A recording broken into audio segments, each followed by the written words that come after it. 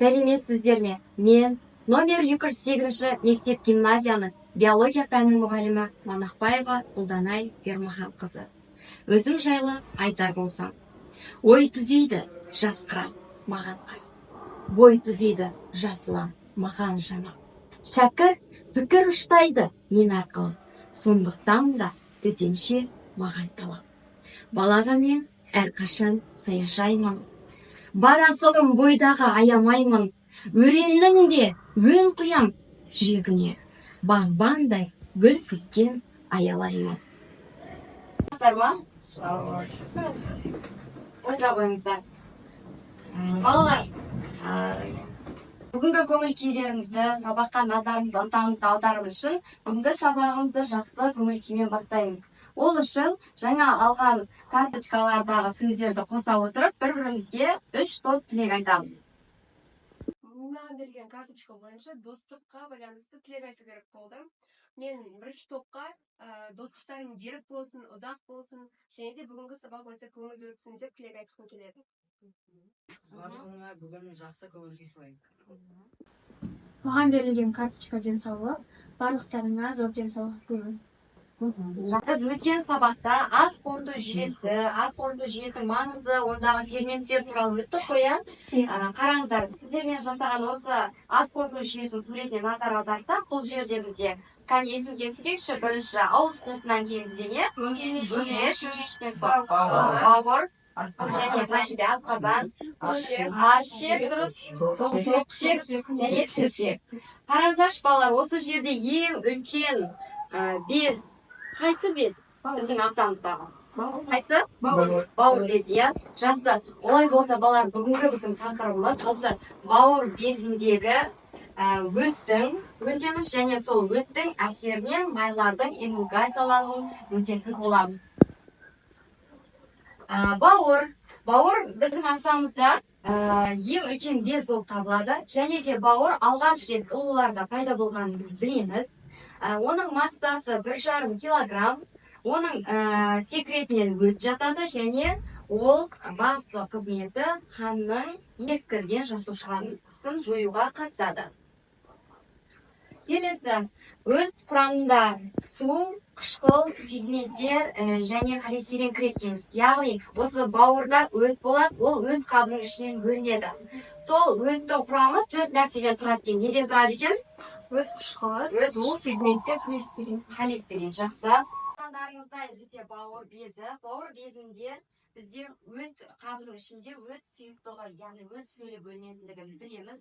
Бұл өт сөлі біздің асқазандағы майлар, көмірсулар, нәроздар деп жаңа біз айтып өттік қой. Осы заттардың қандай ферменттер арқылы олар еритін еді? Липаза. Тағы да үшіншісі трипсин ферменттері арқылы олар есіңізге түсірейікші, нәрөз неге айналатын еді?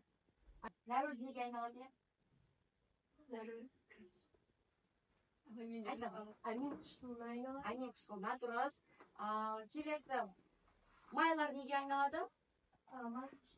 Несіне? Май қышқылдарына. Одан соң көмірсулар бізге неге дейін ериді, крахмал? Глюкозаға дейін ериді. Жақсы, дұрыс айтасыздар. Демек, сол жерде майлардың май қышқылдарына еруін осы өттің қызметі тікелей байланысты балалар. Ол бізде өт қоректенген кезімізде біздің ағзамыздан өт өзінің сөлін бөліп отырады, сол кезде біздің майлы тағамызды өт ертіп жібереді. Дәл сол процесті біз өттің эмульгациялауы дейміз. Ол процесті біз тұрмыстарда байқасақ болады. Дәл солай майлардың еріп кетуін қандай кезде көргенсіздер? Оған мысал, біз ыдысты күнделікті жуамыз ғой. Күнделікті жуған кезде біз майлы ыдыстардың ішіне су толтырған кезде фейри құйсақ, олар кішкентай бөлшектерге ыдырап кетеді. Вот осы біздің мысалымызға келетін сияқты. Жақсы, дұрыс айтасыз. Балалар, бізде өттің бөліну бейнеролигі бар анимациялық түрде. Мұнда көріп тұрғандарыңыздай бұл бізде асқазан және өт, және 12 ел ішек, яғни біздің ұлтабарымыз ол аш ішектің басы болып табылады. Қазір біз осы процестің қалай жүзеге асатындығын көреміз. Асқазанға майлы тамақ жеген кезімізде ол бізде асқазанға барып, асқазаннан аш ішекке қарай бөлінге өтіп барысында бізде өт қабы, өт қышқылын бөледі, жасыл түсті. Өйткені бұда билирубин бар екендігін білеміз. Ал енді қарасаңыздар, осы өт бөлінім арқылы мына майлар бізде май қышқылдары және де глицеринге дейін ыдырайды. Қазір сіздерге тапсырма. Бірінші топқа өттің құрамындағы заттарды және олардың пайдасы туралы жазатын боламыз. Сіздерге алдарыңызға мынадай қағаздар берілген. Осыған кластер ретінде қысқа нұсқа қылып қорғайсыздар. Сіздерге өттің қызметі және оның пайдасы туралы жазатын боламыз. Ал мына топ бізде қазір мен өт алып келем. Яғни сол зертханалық жұмысты жасауға көмектесесіздер. Жақсы ма?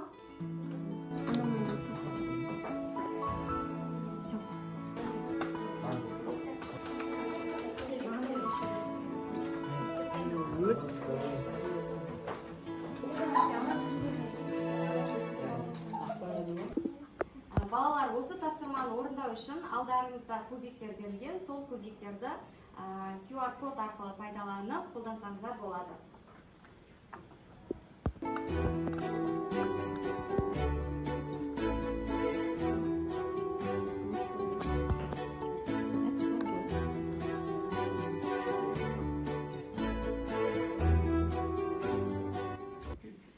Майдың эмульгациялануына бізде өттің сұйықтығынан және де қажетті заттардың бірі май сұйықтығы.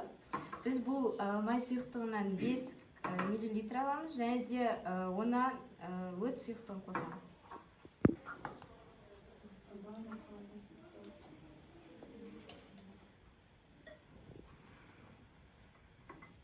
Келесі осы майға өтті қосамыз.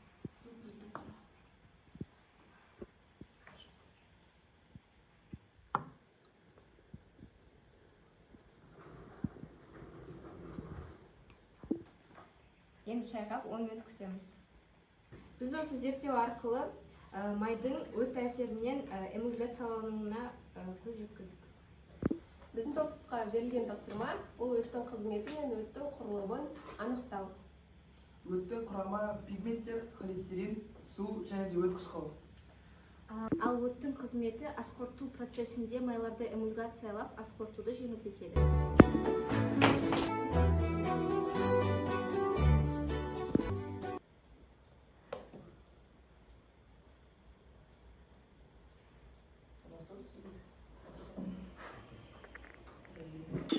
Сәлем, менің есімім Өт. Мен асқортудағы өте маңызды органмын. Мен көріп тұрғандарыңыздай жасыл түстемін, себебі менде билирубин атты пигменттер бар. Сонымен қатар мен 97-98% судан тұрамын. Сонымен қатар менде холестерин және де өт қышқылы бар. Мен майды май қышқылына дейін эмульгациялай аламын. Сонымен қатар мен асқортуды өте жақсы жеңілдетемін. Балалар, бүгінгі сабақты қорытындылай келе, бүгін біз өттің эмульгациялануын толықтай өттік, зерттедік. Ал сабақты қорытынды жасау үшін кері байланыстар айтсаңыздар. Бүгінгі сабақта не түсіндік? Асылым? Өт әсерінен майлардың эмульгациялануын және өттің пайдасын қызметін түсіндік. Жақсы, рахмет. Келесі. Бүгінгі сабақта мен өттің пайдасын асқортуға әсерін түсіндім. Жақсы, рахмет. Мен бүгінгі сабақта К, Е, Д, А дәрумендерінің қорытылуына өт көмектесетінін білдім. Балалар, осымен бүгінгі сабағымыз аяқталды. Сау болыңыздар.